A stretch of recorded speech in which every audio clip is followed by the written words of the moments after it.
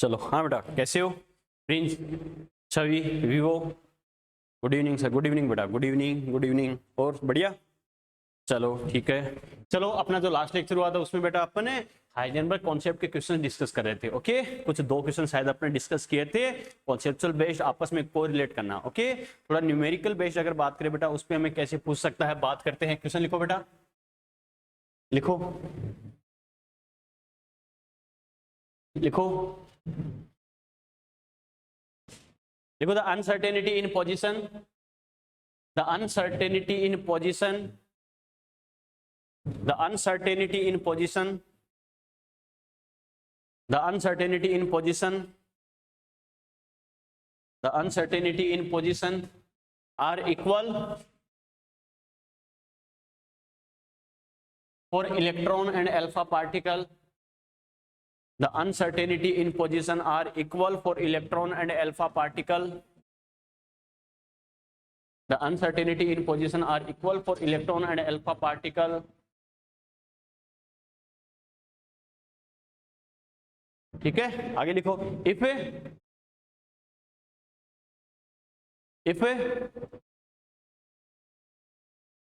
if the uncertainty in momentum, if the uncertainty in momentum, if the uncertainty in momentum is 2 multiplied by 10 to power minus 5 for electron, if uncertainty in momentum is 2 multiplied by 10 to power minus 5 for electron, then calculate the uncertainty in momentum, then calculate the uncertainty in momentum of alpha particle, then calculate the uncertainty in momentum of alpha particle. तो light भी चालू कर ले बेटा, पीछे की light भी चालू कर लेना, पीछे ये नहीं, ये तो फ्लैश आता है स्क्रीन पे, पीछे वाले, पीछे। हाँ, लेट कैसे हो गया संकेत? लेट कैसे हो गया? टाइम नहीं देखता क्या? सही आएगा बेटा, घड़ी पीछे हो जाती है, वो जो भी है टाइम का ध्यान रख, ठीक है? घड़ी चेंज करो, उसकी सुई खराब हो गई। अच्छा, हाँ, लैपटॉप के भरोसे मत रहो, किसी और कैसे भी करके टाइम का ध्यान रखो बेटा, ठीक है?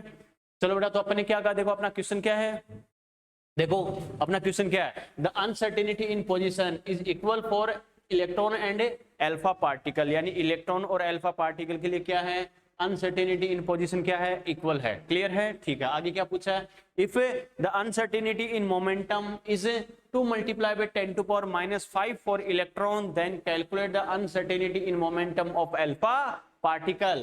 बच्चों देखो, क्वेश्चन सिंपल लैंग्वेज में बोलूं तो हमें क्या दे रखा है कि इलेक्ट्रॉन और अल्फा पार्टिकल के लिए पोजीशन में अनसर्टेनिटी क्या है, इक्वल है। क्लियर है? अब हमें पूछा है अगर इलेक्ट्रॉन के मोमेंटम में uncertainty 2 multiplied by 10 to power minus 5 है, तो अल्फा पार्टिकल के लिए अनसर्टेनिटी इन मोमेंटम क्या होगा। क्लियर है? तो बच्चों मैंने क्या कहा था, सबसे पहले बच्चे के दिमाग में कॉन्सेप्ट आना चाहिए कि मुझे अप्लाई क्या करना है। ओके, तो मैंने क्या कहा था, अनसर्टेनिटी देखते ही दिमाग में आना चाहिए बेटा, अनसर्टेनिटी का कॉन्सेप्ट क्या होता है, डेल एक्स मल्टीप्लाई बाई क्या होता है, डेल पी, इक्वल और ग्रेटर देन क्या होता है, एच अपॉन 4 पाई। यस और नो? क्लियर है? दो अलग अलग पार्टिकल के लिए क्या करेंगे बच्चों, मैं हमेशा कहता हूं दो पार्टिकल के लिए हो या दो अलग अलग कंडीशन हो तो दो इक्वेशन बना के दोनों का क्या कर दो, रेशियो कर दो बेटा। यस और नो? सबसे सिंपल मेथड होता है, क्या करो, बिल्कुल बेटा यही आएगा, दो इक्वेशन बना के दोनों का क्या करो, रेशियो कर दो। तो क्या करेंगे बेटा, इस कॉन्सेप्ट को एक तो मैं क्या करूंगा, इलेक्ट्रॉन के लिए अप्लाई करूंगा कि del x for electron multiply by del p for electron equal to क्या होगा, एच अपॉन 4 पाई। ये तो चाहे इलेक्ट्रॉन हो चाहे अल्फा पार्टिकल, इक्वल होगा नहीं होगा, ये तो इक्वल होगा। अब दूसरी कंडीशन किसके लिए लिखेंगे, del x for alpha particle multiply by del p for alpha particle equal to क्या होगा, एच अपॉन 4 पाई। यस और नो? क्लियर है? ठीक है बेटा, यहां से अगर हम बात करें बच्चों तो क्या होगा बच्चों, दोनों का अगर मैं रेशियो करूं तो कॉमन लेंगे नहीं लेंगे, ठीक है, कॉमनली इक्वल कर दिया मैंने। क्लियर है? ठीक है, अब जैसे हमें बोला है वैसे करते जाओ, दोनों के लिए क्या है, अनसर्टेनिटी इन पोजीशन इक्वल है या नहीं है, अनसर्टेनिटी इन पोजीशन दोनों के लिए इक्वल है, मतलब डेल एक्स को डेल एक्स से उड़ा सकता हूँ, नहीं उड़ा सकता हूँ, उड़ा सकते हैं बेटा। h/4 इक्वल है या नहीं है? इसका मतलब मैं क्या करूंगा, del p for electron equal to क्या लिखेंगे, del p for alpha particle equal to क्या होगा, 1 होगा। तो यहां से क्या लिखेंगे, del p for electron equal to क्या लिखेंगे, del p for alpha particle. Clear है? इसका मतलब अल्फा पार्टिकल के लिए भी अनसर्टेनिटी इन मोमेंटम इक्वल होगा नहीं होगा? होगा बेटा। तो इसकी वैल्यू कितनी है, 2 × 10⁻⁵ तो इसके लिए भी यही हो जाएगा। क्लियर है? ओके, नोट करो बेटा। छवि प्रिंस, बिल्कुल छवि माइनस लगाना भूल गया था शायद, 10⁻⁵।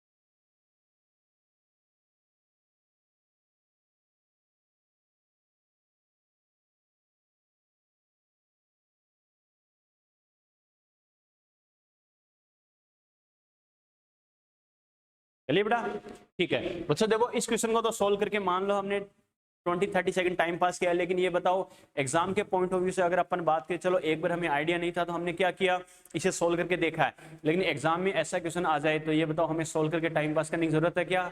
नहीं बेटा। कैसे? क्योंकि हमें पता है डेल एक्स और डेल पी क्या है, इक्वल टू h/4 है। तो दो डिफरेंट पार्टिकल, उनके लिए h/4 तो इक्वल होगा नहीं होगा? होगा बेटा। अब ये बताओ डेल एक्स और डेल पी दोनों में से एक अगर इक्वल हो तो दूसरा भी क्या होगा, इक्वल होगा बच्चों। ठीक है, इस चीज को दिमाग में सेट कर सकते हैं, नहीं कर सकते? कर सकते हैं कि डेल एक्स और डेल पी दो डिफरेंट पार्टिकल के लिए, डेल एक्स और डेल पी दोनों में से अगर एक की वैल्यू सेम है तो दूसरा भी क्या होगा, सेम होगा। काम खत्म। क्लियर है? एग्जाम में ऐसा क्वेश्चन आए तो देखते टिक लगा सकते, नहीं लगा सकते? लगा सकते हैं बेटा। उसमें हमें सोल्व करके टाइम पास करने की जरूरत नहीं है बेटा। समझ में आया? ये तो कॉन्सेप्ट के अकॉर्डिंग करके बता दिया, बाकी हमें सोल्व करने की भी जरूरत नहीं होगी बच्चों, आगे कभी आएगा तो। क्लियर है? ठीक है, इसका मतलब अपन क्या बोल सकते हैं, if value of 1 in del x and del p, क्या कहा, if value of 1 in del x and del p are same for two different particle then value of other also will same, yes or no? यानी दो different particle के लिए del x और del P दोनों में से अगर एक की वैल्यू सेम है तो दूसरे की वैल्यू भी क्या होगी, सेम होगी बेटा। क्लियर है? सीधा टिक लगा देना बच्चों। ओके, चलो नोट लगाइए, लिखो, इस स्टेटमेंट को ऐड कर लो, ध्यान रखना। लिखो, if if if if a value of 1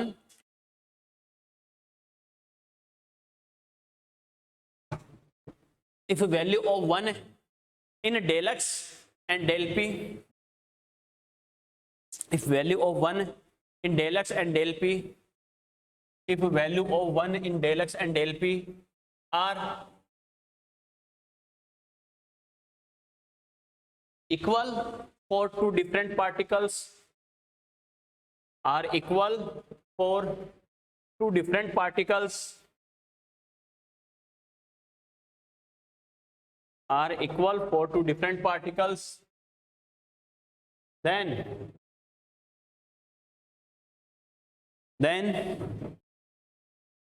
value of other,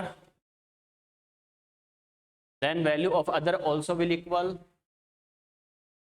then value of other also will equal,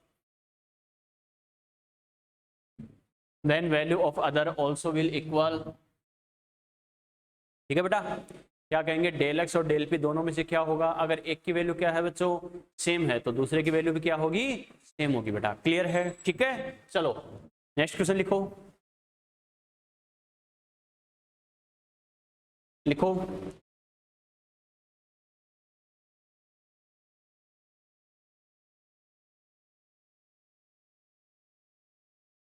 लिखो, the mass of A particle, the mass of a particle,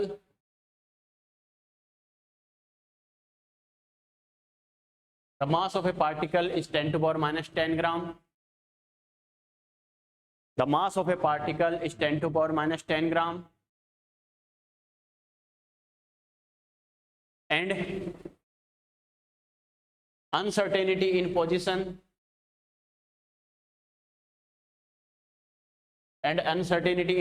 is 2 angstrom, and uncertainty in position is 2 angstrom, uncertainty in position is 2 angstrom. Then calculate the uncertainty in velocity. Then calculate the uncertainty in velocity for particle. Then calculate the uncertainty in velocity for particle. Then calculate the uncertainty in velocity for particle. चलो start हो जाओ.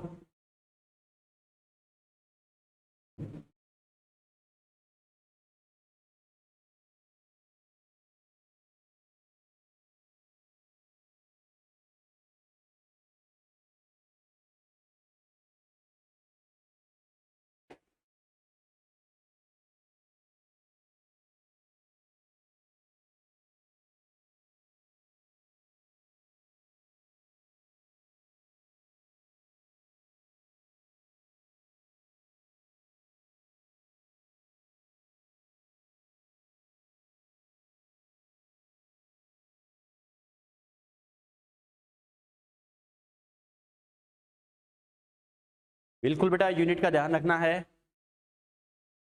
बिल्कुल ध्यान रखना है, बिल्कुल जिसके साथ यूनिट आप यूज कर रहे हो बेटा उसका खासकर ध्यान रखना है.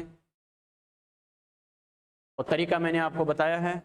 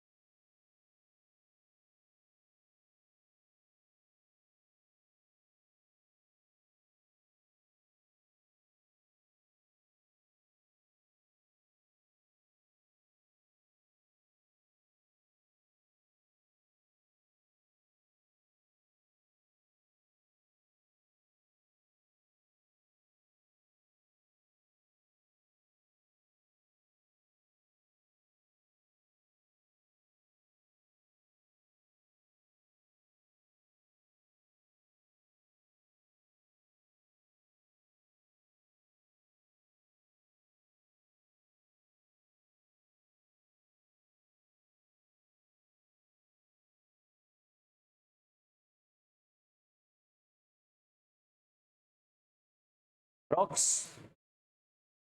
कितना बताया 27 हाँ माइनस 13 इसमें मीटर पर सेकंड देखते हैं 13 ठीक है. प्रिंस का आएगा बिल्कुल, संकेत का भी ऑलमोस्ट यही आ रहा है, बिल्कुल इसका मतलब शायद यही आ रहा है. चलो प्रिंस किस में आ रहा है बेटा, ये मीटर पर सेकंड या सेंटीमीटर पर सेकंड?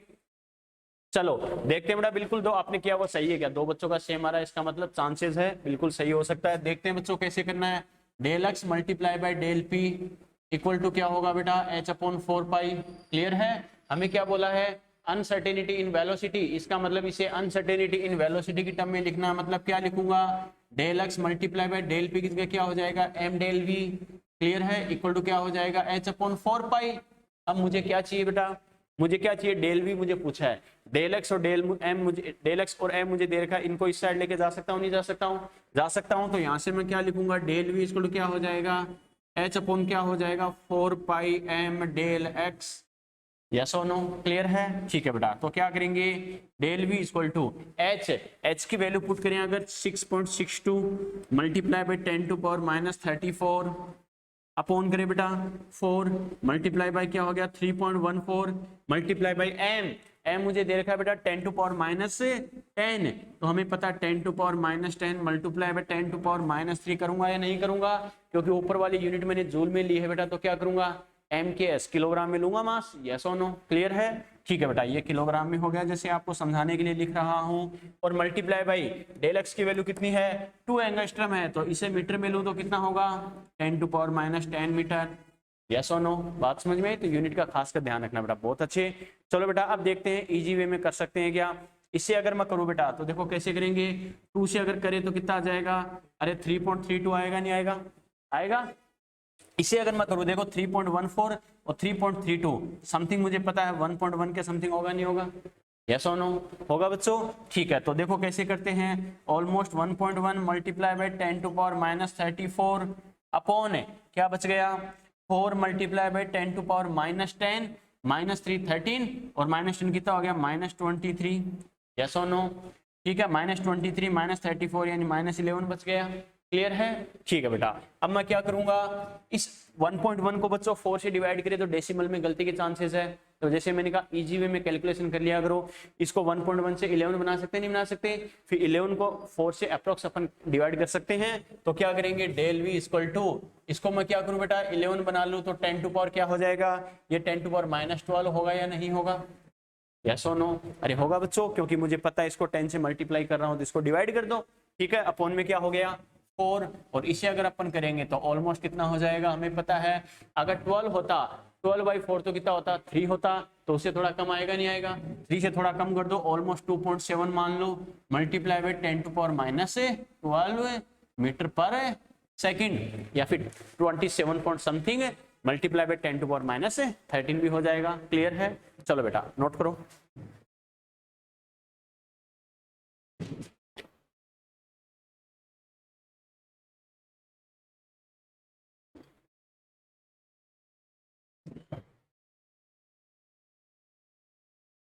चलिए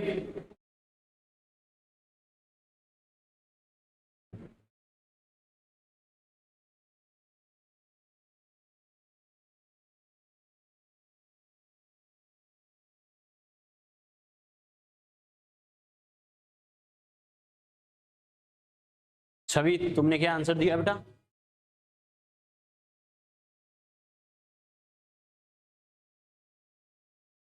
eleven by 4 10 to power minus 11 10 to power minus 11 तक तो ठीक है, कुछ तुमने कुछ क्या लिखा है, कुछ क्लियर नहीं लिखा बेटा, चलो चलो प्रिंस का तो सही था आंसर। चलो नेक्स्ट क्वेश्चन लिखो बेटा, एक लास्ट क्वेश्चन देखते हैं इस पे कैसे पूछ सकता है, लिखो बच्चों, लिखो the velocity of electron, the velocity of electron, the velocity of electron is 3 multiplied by 10 to power 8 centimeter per second. The velocity of electron is 3 multiplied by 10 to power 8 centimeter per second. ठीक है, if error in determination in position, sorry, if error in determination in velocity, if error in determination in velocity, if error in determination in velocity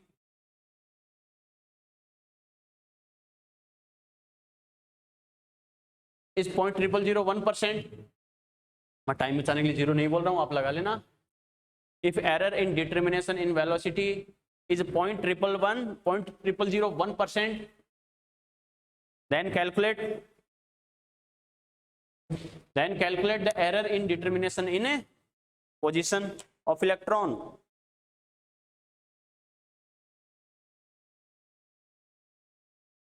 Then calculate the error in determination in position of electron.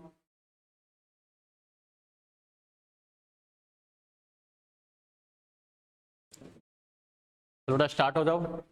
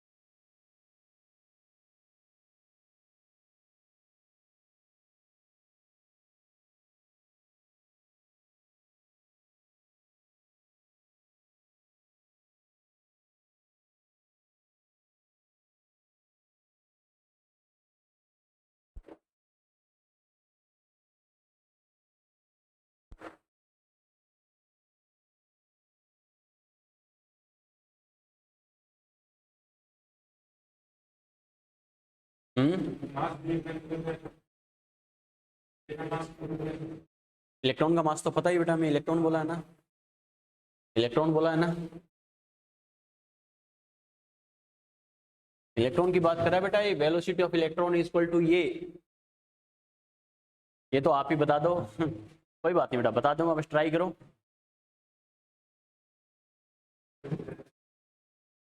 बिल्कुल try करो, थोड़ा सा दिमाग लगाओ, कोई दिक्कत नहीं है, 1 मिनट तक फिर मैं बताता हूँ।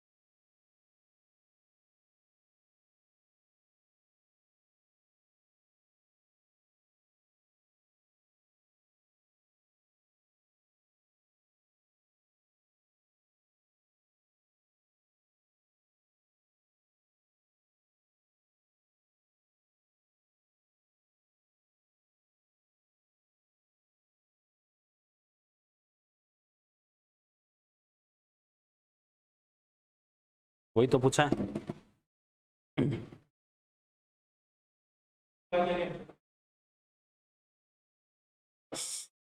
अपने डेलक्स आ जाएगा अपने पास, परसेंटेज बेटा देखो इसमें आपको क्या दे रखा है, इस क्वेश्चन को देखो लास्ट से लास्ट आपको कंडीशन क्या परसेंटेज में देके कैसे पूछ सकता है समझना।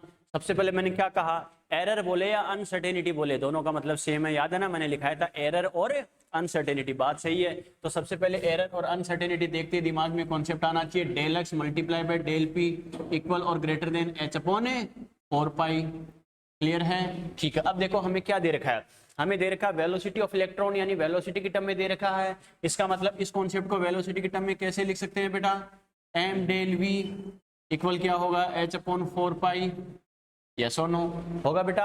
अब देखो मास ऑफ इलेक्ट्रॉन मुझे पता ही है और डेल वी मुझे चाहिए, एच और 4 पाई इनकी वैल्यू मुझे ध्यान है। तो बेटा देखो डेल वी कैसे लेके आऊंगा, वी मुझे दे रखा है, वी की वैल्यू कितनी है 3 मल्टीप्लाई बाई 10⁸ सेंटीमीटर पर सेकेंड, ये दे रखा है। और क्या error in determination in velocity इतनी है, इसका मतलब अगर जो v की वैल्यू है उसका इतना परसेंट कैलकुलेट करूंगा वो क्या आएगा, डेल वी आएगा। क्लियर है बेटा, ये ध्यान रखना। तो डेल वी कैसे आएगा, जो v की वैल्यू दे रखी है 3 मल्टीप्लाई बाई 10⁸ है, इसका क्या करना है, इतना ही परसेंट कैलकुलेट करो, 0.0001% सेंटीमीटर पर सेकेंड। बात समझ में आ गई, क्लियर है, ठीक है। तो यहाँ से क्या करेंगे, 3 मल्टीप्लाई बाई 10⁸ मल्टीप्लाई बाई 0.000 का मतलब क्या, अपॉन में 100%, लगाने के लिए 100 से मल्टीप्लाई, हटाने के लिए 100 से डिवाइड, सेंटीमीटर पर सेकेंड। देखते जाना बच्चों कहां तक आपने सही किया है, ओके ठीक है। इसे अगर मैं करूं बेटा तो देखो 10⁻ क्या होगा, 6 होगा, नहीं होगा। और ये देखो 3 मल्टीप्लाई बाई, हमें पता है बच्चों देखो 10⁻6 तो ये हो गया, मल्टीप्लाई बाई 1 2 3 4, अरे 10⁻⁻4 होगा या नहीं होगा, होगा बच्चों। तो मेरे पास डेल वी कितना आ गया, 3 मल्टीप्लाई बाई 10⁻2 सेंटीमीटर पर सेकंड। क्लियर है, ये मेरे पास डेल वी की वैल्यू आई है बच्चों, क्लियर है, ठीक है। ये डेल वी आ गया, मुझे पूछा क्या है बेटा, x पूछा है, तो x कैसे करूंगा, x इक्वल टू क्या करूंगा, h upon 4 pi m del v, yes और नो। अरे बाकी सभी को इस साइड लेके आ सकते नहीं आ सकते, आ सकते हैं बेटा। तो बस अब इनकी वैल्यू पुट कर दो, तो डेल एक्स इक्वल टू क्या करेंगे, h को लूं 6.62 मल्टीप्लाई बाई 10⁻34 अपॉन 4 पाई की वैल्यू 3.14 मल्टीप्लाई बाई m, मुझे कितना दे रखा है मेरे पास, इलेक्ट्रॉन है तो इलेक्ट्रॉन का मास पता ही है, 9.1 मल्टीप्लाई बाई 10⁻31, अगर मैंने ऊपर जूल में लिया तो एम केस लेंगे बेटा, ठीक है। और डेल भी मेरे पास कितना आ गया, 3 multiply by 10 to power 2 centimetre पर सेकंड है, तो मीटर में करूंगा तो क्या होगा, 3 आ जाएगा बच्चों, ठीक है। तो क्या करेंगे, अगर मीटर में लेंगे तो क्या आ जाएगा, 3 मीटर पर सेकंड, क्योंकि हमें पता है बच्चों 100 से डिवाइड करेंगे नहीं करेंगे, करेंगे बेटा, क्लियर है। तो ये क्या आ जाएगा, मल्टीप्लाई में 3 कर देंगे, ओके। अरे बाउंड्री से बाहर तो नहीं गए ना, स्क्रीन पे आ रहा है ना, ठीक है बेटा। तो देखो क्या करेंगे बच्चों, देखो अब वैसे इजी वे में करते जाओ, कैसे, इसे अगर मैं करूं तो क्या करेंगे, बिल्कुल इजी वे में करना चाहे तो थोड़ा सा दिमाग लगाएंगे, 27 3 3 9 9 9 81 81 और 4 3 2, चलो बेटा देखते हैं बेटा, देखो कैसे करना, इधर ध्यान दो, देखो कैसे करना बेटा। इसको मैं ये करूं 662 multiply by 10 to power minus 36, देखो इजी वे में करने की कोशिश करते हैं, समझना इस चीज को। अगर मैं देखो अप्रोक्स करके देखते हैं, 3 को 3 से करूंगा, 3 को 3 से करूंगा कितना हो गया 9, 9 को 9 से करे कितना 81, 81 को 4 से करे तो हमें पता है 80 को 4 से करे 320 आता नहीं होता, और उससे थोड़ा सा ज्यादा है, अप्रोक्स क्या हो गया 330, यस और नो। अरे अप्रोक्स कर रहा हूं, समझ में आ रहा है कैसे कर रहे हैं बेटा, यस और नो, यहां तक को डाउट क्लियर है, ठीक है। मल्टीप्लाई बाय 10 टू पावर कितना है बच्चों, -31 है, क्लियर है, ठीक है। तो ये करिए बच्चों, देखो 31 36 -5 बच गया, क्लियर है। और हमें पता ऊपर कितना है 662 है, नीचे बेटा 330, तो ऑलमोस्ट 2.1 या 2.2 होगा नहीं होगा। मल्टीप्लाई बाय 10 टू पावर क्या हो गया -5, और ये किस में आ गया, मीटर में आ गया, समझ में आया कैसे किया, यस और नो, बहुत अच्छा, बिल्कुल नो, इतना ही। अगर ऑप्शन परसेंटेज में दे तो परसेंटेज में करेंगे, क्वेश्चन में चल के हमें परसेंटेज में नहीं बोला, सिर्फ इतना ही बोला error in determination in position calculate करनी है।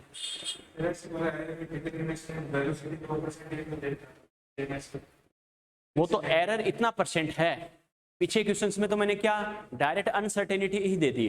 अब आपको क्या किया, एक तो एग्जैक्ट वैल्यू दे दी बच्चों, देखो लास्ट से लास्ट यही तो हमें पूछेगा, एक तो हमें एग्जैक्ट वैल्यू दे दी, इतना परसेंट इसमें एरर है, तो हमें पता है बच्चों वही बात है, जैसे मैं आपसे बोलूं बेटा टोटल मान लो इस मार्कर का मास है 10 ग्राम, इसमें मान लो 50% यूजलेस है, तो आप क्या करोगे 10 का 50% निकालोगे, सर 5 ग्राम यूजलेस है, 5 ग्राम काम का है, बस मैंने वही किया है। इसमें मैंने डायरेक्टली आपको अनसर्टेनिटी इन वेलोसिटी ना देकर ओनली वी दिया गया, क्लियर है। इस वी का इतना परसेंट निकालोगे तो वो डेल वी आ जाएगा, क्लियर है, ये ध्यान रखना, स्टेप बाय स्टेप इसीलिए बताया है, बिल्कुल। लास्ट में by the way option percentage में दे रखा हो तो परसेंटेज में बता देंगे, अदरवाइज नहीं। परसेंट लगाने के लिए 100 से मल्टीप्लाई, बस। अरे अपन करते ना एग्जाम में क्या करते हैं 720 से आते हैं 120, एक में से आएगा 120 अपॉन 720 तो क्या आएगा, और 100 में से आते हैं मल्टीप्लाई बाई 100। तो मैथमेटिक्स का सिंपल सा कॉन्सेप्ट है, परसेंट लगाने के लिए 100 से मल्टीप्लाई, हटाने के लिए 100 से डिवाइड। इसे 100 से मल्टीप्लाई करेंगे तो क्या हो जाएगा 2.2 मल्टीप्लाई बाई 10 टू पावर -3%, ठीक है।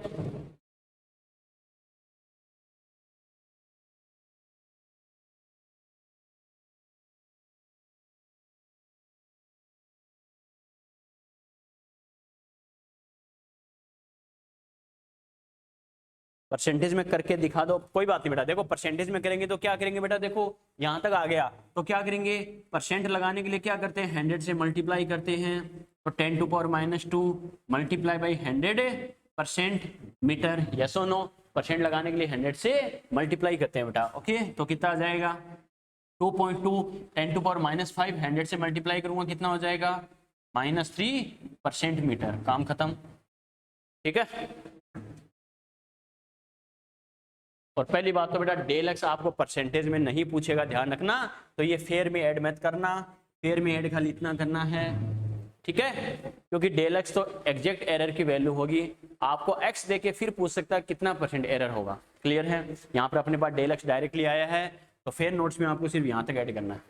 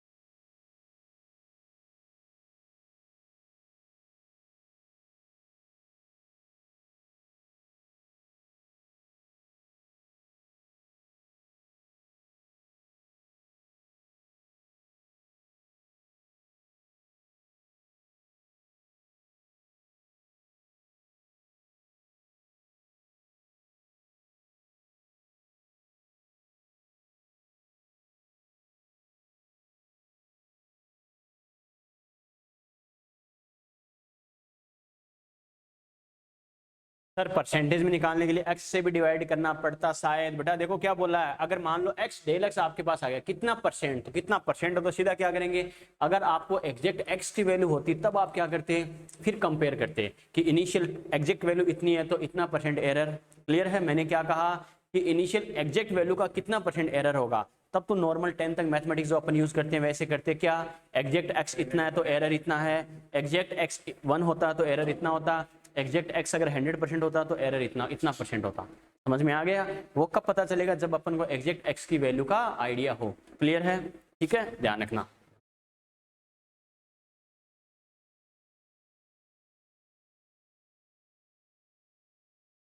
चलो छाप दिए,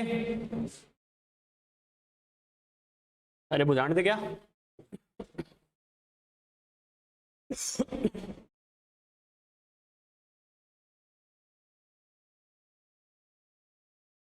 चलो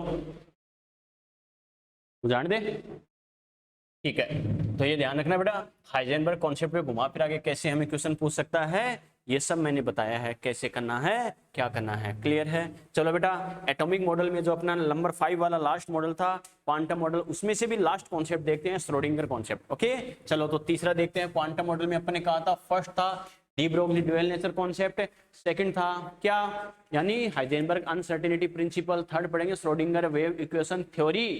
तो चलो लिखो बेटा, Schrodinger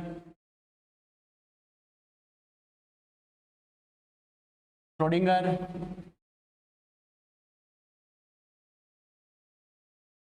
wave equation theory, Schrodinger wave equation theory. Exact position की यूनिट क्या होगी बेटा, पता ही है पोजीशन की यूनिट क्या होगी, या तो एंगस्ट्रम होगी, सेंटीमीटर होगी, या फिर मीटर होगी, सीधी सी बात है। ठीक है, वही होगी।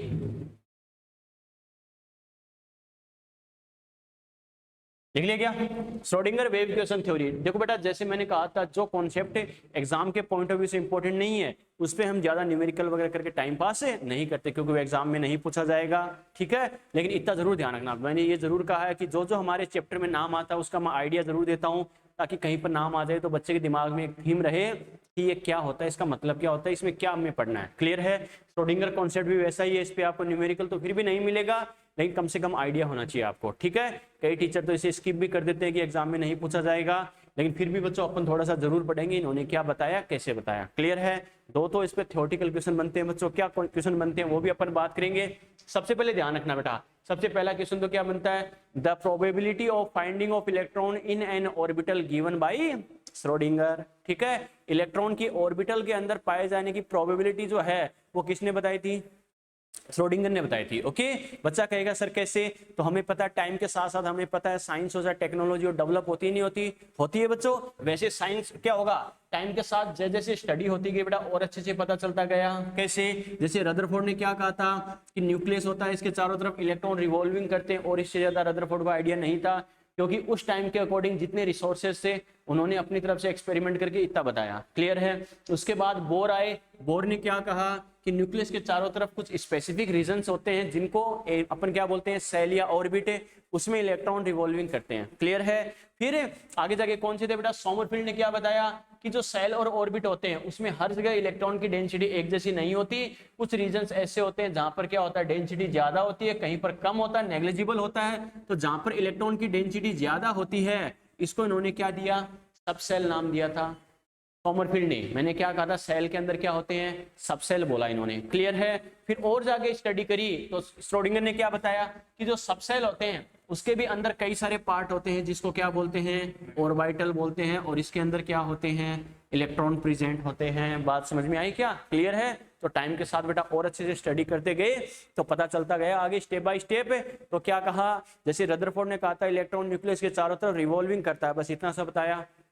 फिर बोर्ड ने क्या कहा, न्यूक्लियस के चारों तरफ का कुछ स्पेसिफिक एरिया होता है जिसको अपन क्या बोलते हैं, सेल या ऑर्बिट है, वहां पर इलेक्ट्रॉन रिवॉल्विंग करेगा। सोमरफील्ड ने क्या बताया कि सेल ऑर्बिट में कुछ स्पेसिफिक एरियाज होते हैं जहां पर इलेक्ट्रॉन के पाए जाने के चांसेस ज्यादा होते हैं, उसको बोलेंगे सब सेल बोलेंगे। और श्रोडिंगर ने क्या कहा, सब सेल में भी क्या होता है, डिवाइडेशन होता है, जिसको क्या बोला गया, हर पार्ट को इन्होंने क्या बोला, ऑर्बिटल बोला बेटा। क्लियर है? तो आगे जाके पता चलता गया सेल, सेल के अंदर सब सेल, सब सेल के अंदर ऑर्बिटल। क्लियर है, सबसे बेस्ट एग्जांपल बेटा। कैसे? जैसे मैं बोलूं बेटा, कोई बच्चा, मान लो कोई बच्चा XYZ कोई भी है, मान लो कोई बच्चा अमित है, आपसे बोले बच्चा अमित इनफाइनाइट कोचिंग में पढ़ता है, यानी इस बिल्डिंग में वो है, ठीक है, इस बिल्डिंग में वो है, आंसर रॉन्ग नहीं है। मैं बोलूं अमित कहाँ है, इस बिल्डिंग में है, ये बिल्डिंग क्या हो गई, सेल होगी।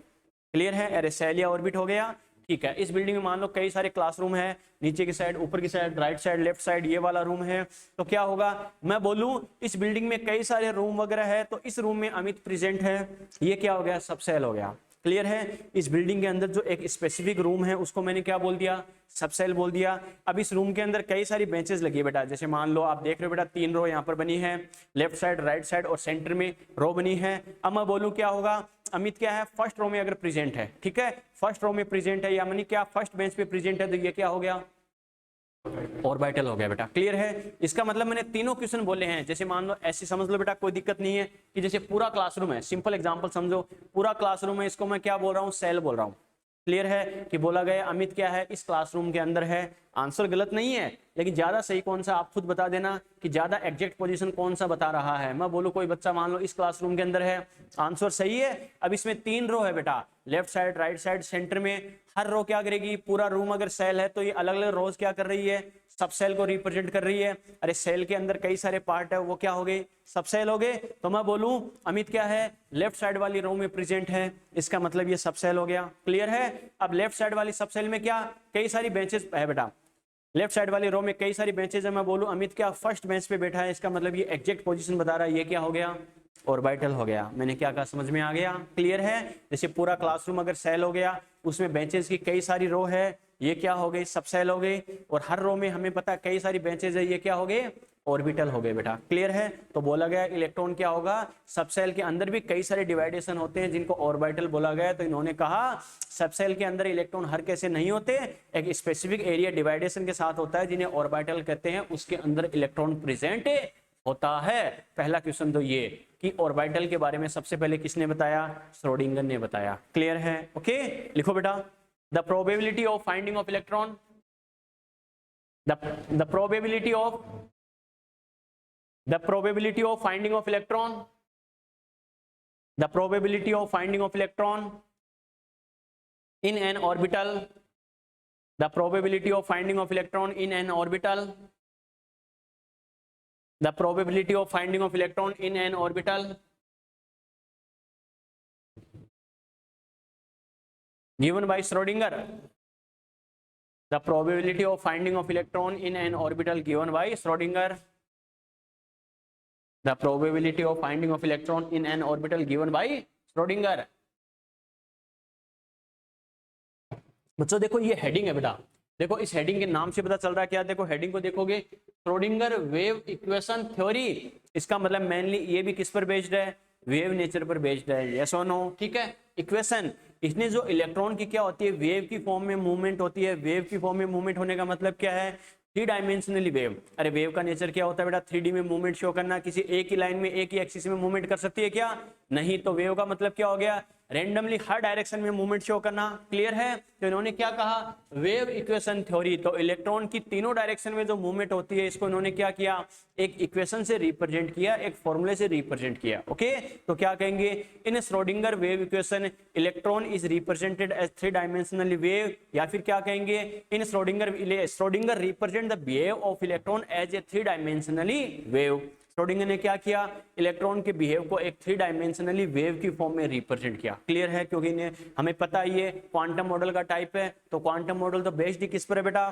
3 डायमेंशनली वेव की फॉर्म में मूवमेंट करने पर बेस्ड है, यस और नो। क्लियर है, तो श्रोडिंगर ने क्या किया, इलेक्ट्रॉन के बिहेव को भी 3 डायमेंशनली वेव की फॉर्म में रिप्रेजेंट किया। क्लियर है, ठीक है, नेक्स्ट स्टेटमेंट लिखो, Schrodinger represent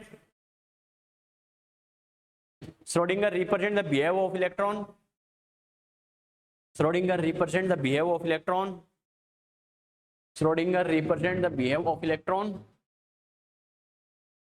Schrodinger represent the behave of electron as a 3-dimensionally wave,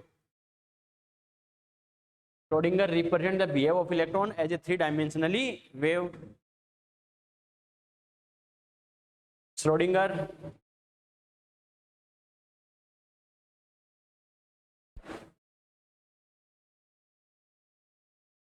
क्या स्टेटमेंट लिखा बेटा?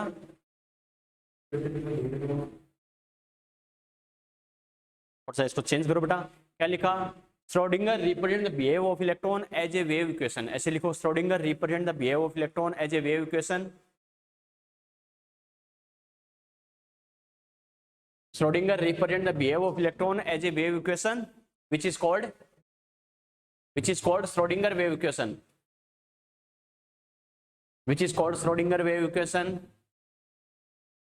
Schrodinger represent the behavior of electron as a wave equation, which is called Schrodinger wave equation, which is called Schrodinger wave equation. ठीक है, next statement लिखो, in Schrodinger wave equation, in Schrodinger wave equation,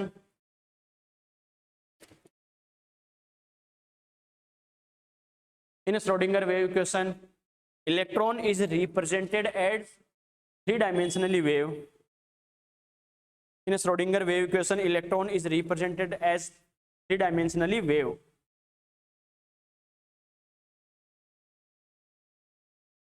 In Schrodinger wave equation, electron is represented as three-dimensionally wave. Schrodinger wave equation में electron को three dimensionally wave की form में represent किया गया। Clear है? अब देखते हैं बेटा क्या होती है इक्वेशन। नेक्स्ट पॉइंट लिखो, according to Schrodinger wave equation, according to Schrodinger wave equation,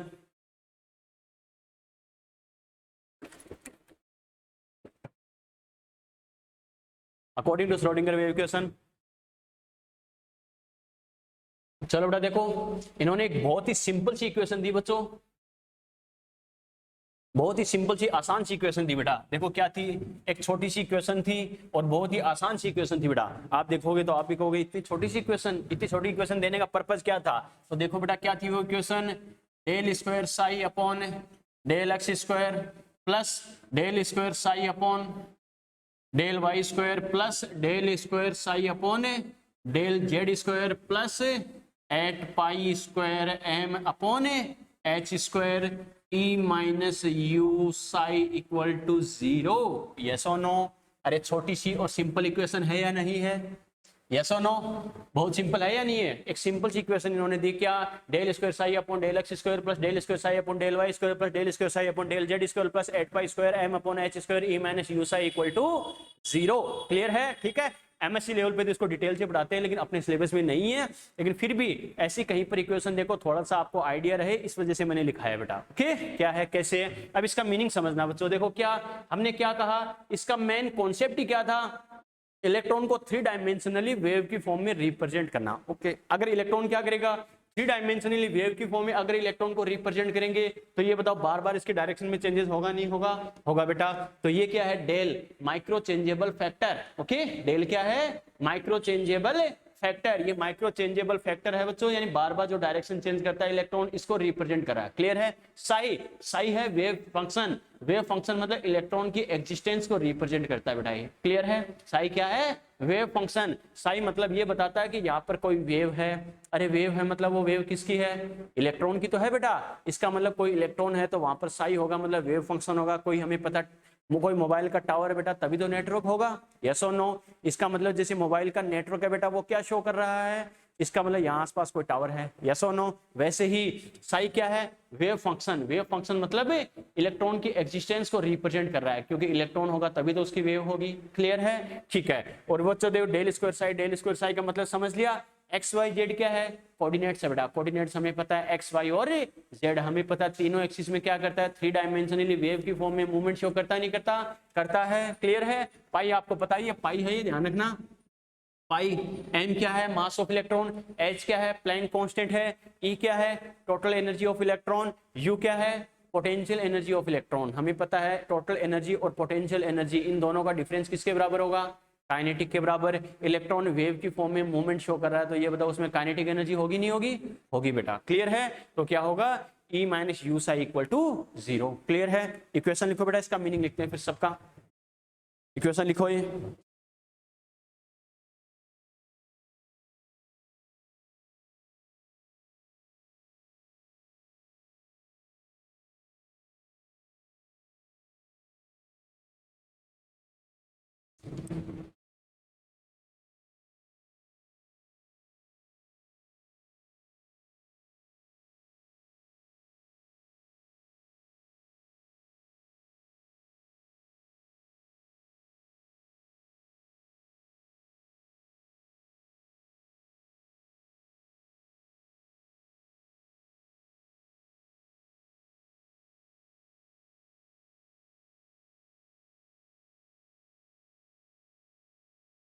चलिए चलो इनका मीनिंग लिखो बेटा, लिखो, बहुत सिंपल है, बहुत बढ़िया। लिखो डेल, डेल लिखो micro changeable factor, micro changeable factor,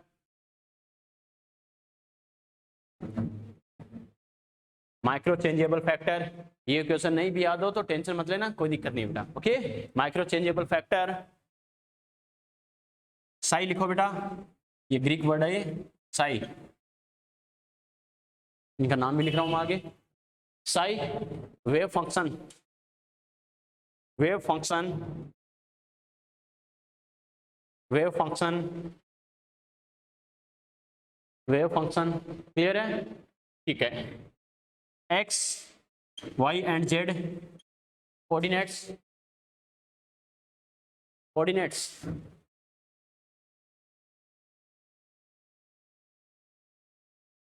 coordinates,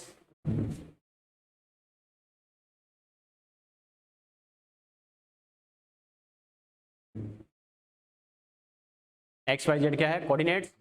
m लिखो मास ऑफ इलेक्ट्रॉन,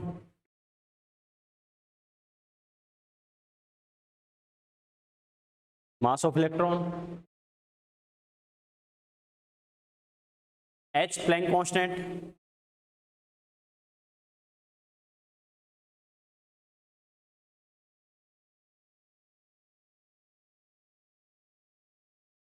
लिख लिया? Planck constant E equal to total energy of electron, total energy of electron, total energy of electron,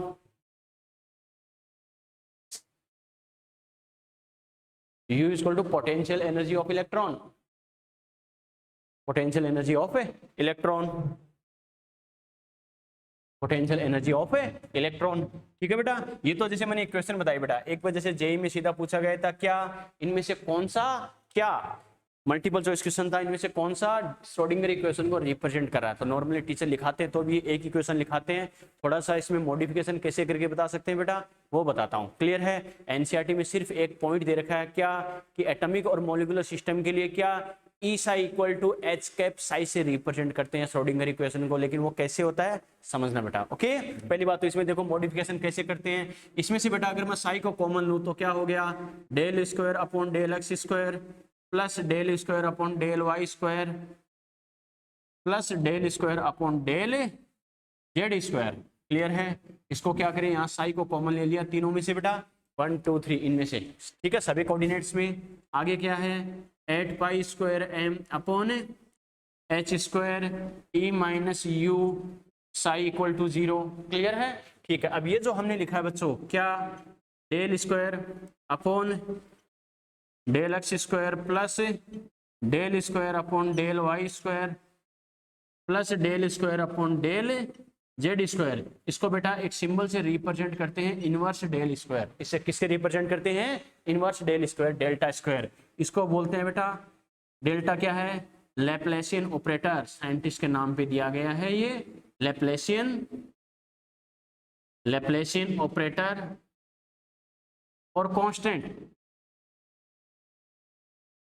Laplacian operator और constant. Clear है? इसका मतलब बच्चों देखो, इस पूरे की जगह मैं क्या लिखूंगा, इनवर्स डेल्टा स्क्वायर, और आगे क्या बच गया, साई।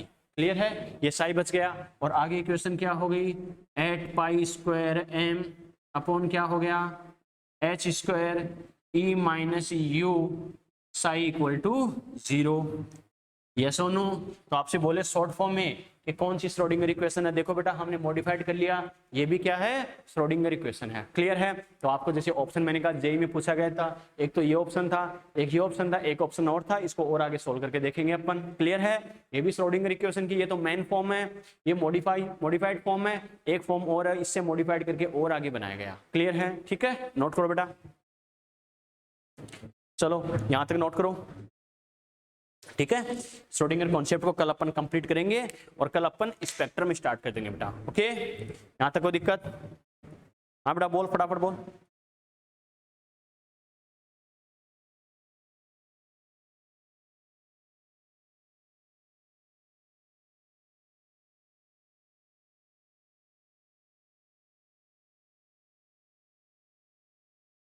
बेटा अपन ने यही तो कहा, तुमने क्या बोला है, जैसे अपन यहाँ पर x क्या होता है बेटा, डिस्प्लेसमेंट लेते हैं, डिस्टेंस लेते हैं। अपन ने क्या कहा, अनसर्टेनिटी इन पोजीशन, इसकी पोजीशन क्या होता है, इसीलिए तो मैंने कहा डायरेक्टली x तो तुम्हें देगा ही नहीं, ठीक है, इसलिए मैंने कहा सीधा x हमें पूछेगा भी नहीं। ये तो क्या होता है, चेंज इन पोजीशन होता है बेटा, इसीलिए चेंज इन पोजीशन के लिए क्या करेगा मीटर। वही बात है, आप क्या करोगे, जैसे मान लो किसी पर्टिकुलर पोजीशन पर आपको बताना है तो एक पैरामीटर आपको लेना पड़ेगा, जैसे फिक्स पोजीशन के रेस्पेक्ट में आप बता सकते हो। जैसे तुमने कहा कि सर आप स्टेज पे खड़े हो, बिल्कुल बेटा बात सही है। अब मान लो एग्जैक्ट आप बताओ कि सर आपकी डिस्टेंस क्या है, बिल्कुल तुम्हारी बात सही है। यहाँ पर तो मेरी पोजीशन बता नहीं सकते सर कितनी सेंटीमीटर है, आप एक पैरामीटर फिक्स कर सकते हो कि सर सेंटर से आपकी डिस्टेंस कितनी है, या फिर किसी कॉर्नर से आपकी डिस्टेंस कितनी है। बात समझ में आई क्या? तो ये ध्यान रखना, ये क्या होगा, तभी तो क्या बोलते हैं अनसर्टेनिटी इन बोलते हैं, यानी पोजीशन में चेंजेस। वेव की बात कर रहा है, वेव एक जगह हमें पता है रेस्ट में तो रह ही नहीं सकती, तो एग्जैक्ट पोजीशन तो इसकी वैसे भी नहीं बता सकते। क्लियर है, ध्यान रखना।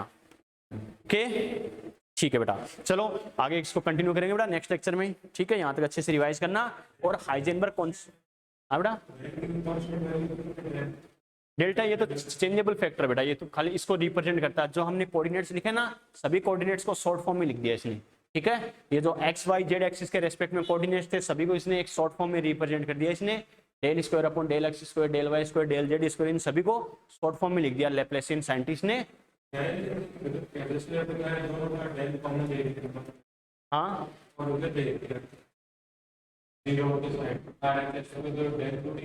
कौन सा डेल,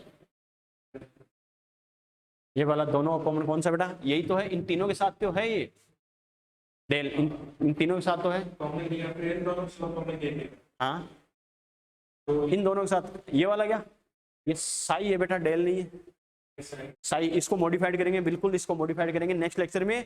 तो इधर खाली एनर्जी बचेगी, इधर आएगा बेटा हैमिल्टनियन ऑपरेटर, एक और साइंटिस्ट ने इसे मॉडिफाइड किया, ठीक है। श्रोडिंगर ने तो मेन इक्वेशन यही दी थी, लैप्लासियन साइंटिस्ट ने अपने अकॉर्डिंग थोड़ा सा इसे मॉडिफाइड कर दिया। एक और साइंटिस्ट आए थे हैमिल्टनियन, इसने इसे और थोड़ा मॉडिफाइड कर दिया, वो अपने इसको और कंटिन्यू करेंगे, ठीक है। ध्यान रखना, सीधी इक्वेशन पूछी जाएगी, कौन सी श्रोडिंगर इक्वेशन है। चलो बाय बेटा बाय।